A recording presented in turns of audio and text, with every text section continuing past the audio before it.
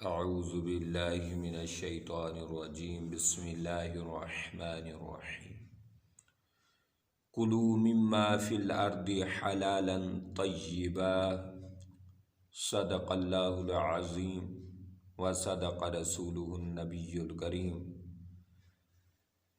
اللہم صلی علی سیدنا و مولانا محمد وعلی آل سیدنا و اصحاب سیدنا و مولانا محمد وبارک وسلم وصلو علیہ۔ دوستان ذی وقار، جس چیز کو ہم رزق سمجھتے ہیں یہ رزق نہیں ہے۔ جس چیز کو ہم مال سمجھتے ہیں، اللہ کا فضل سمجھتے ہیں، یہ اللہ کا فضل نہیں۔ اللہ کا فضل اور اللہ کا رزق وہ ہے جو رب عطا کرے، جو اللہ عطا کرے وہی رزق ہے، وہی سب کچھ ہے۔ ہم نے ان کھانے پینوں کو رزق سمجھا، ہم کھا کر بیمار ہو گئے، طرح طرح کی بیماریاں ہمیں لگ گئیں، اور اس مال کو ہم نے اللہ کا فضل سمجھا، حاصل کر کے ہماری نیندیں اڑ گئیں، سکون تباہ ہو گئے، اور اللہ رب العالمین کی طرف سے ایسے کوئی لعنت اتری ہے کہ جتنا پیسہ بڑھتا جا رہا ہے اتنی ہم گناہوں میں بڑھتے جا رہے ہیں، اور پیسے کی کوئی حد ہی نہیں نظر آ رہی، جوں جوں آگے بڑھ رہے ہیں۔ تو پیارے، رب العالمین نے اس لیے ارشاد فرمایا کلوا مما فی الارض حلالا طیبا، کہ مسلمانوں، مومنو، زمین میں حلال کھاؤ، صرف حلال نہیں پاکیزہ کھاؤ۔ حلالا طیبا موصوف صفت رب نے بیان کیا ہے کہ ایسا حلال جو پاکیزہ ہو، ستھرا ہو، کھرا ہو، پیارا ہو، اللہ کی طرف سے خوشنودی والا جو چیز رزق ہو وہ کھاؤ، وہ پیو۔ حضرت ابراہیم بن ادہم رحمۃ اللہ تعالی علیہ، یہ سارا کوئی سب کچھ پیسہ نہیں، یہ تو آج ہمارا کنسپٹ بنا، اور قیامت پر حضور کا فرمان برحق اور سچا ثابت ہو رہا ہے کہ آقا علیہ الصلوۃ والسلام نے فرمایا قرب قیامت لوگوں کا مقصد صرف پیٹ ہوگا، اور لوگوں کا دین ایمان پیسہ ہوگا، دولت ہوگی، جائیداد ہوگی، تو وہ فرمان برحق ہونے جا رہا ہے۔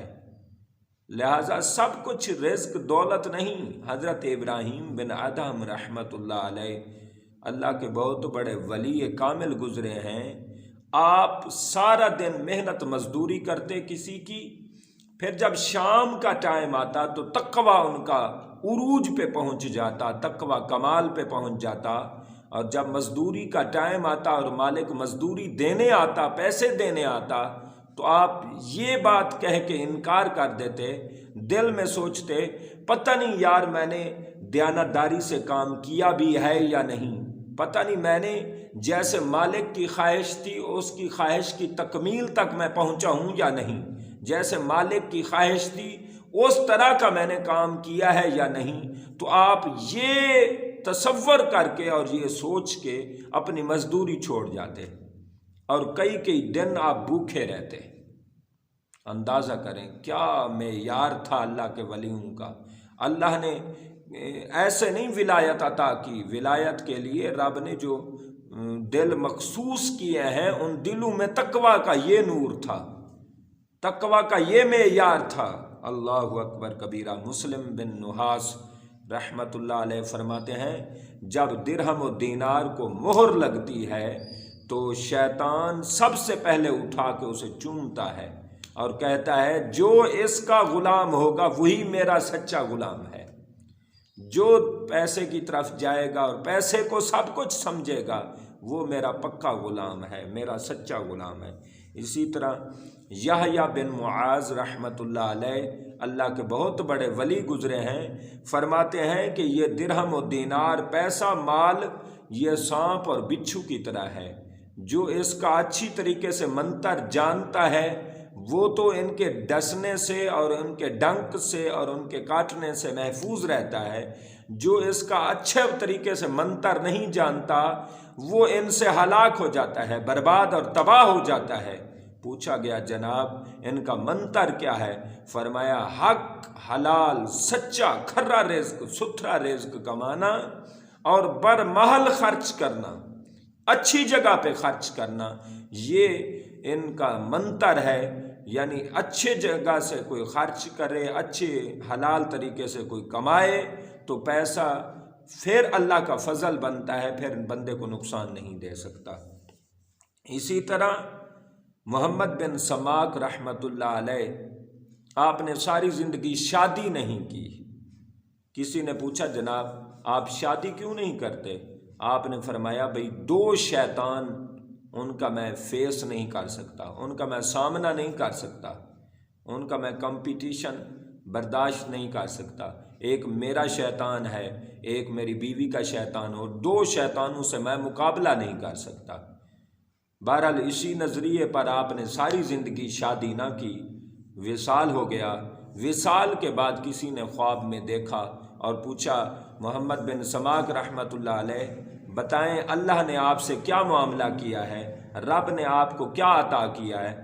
آپ نے فرمایا اللہ نے مجھ پر رحمتیں کی ہیں، لیکن ان آدمیوں سے کم اللہ نے رحمتیں کی ہیں جو شادی کر کے اپنی بیوی بچوں کو حلال رزق کما کر اور حلال لقمے کھلا کر یہاں آیا ہے، وہ مجھ سے درجات میں بڑھ چکا ہے۔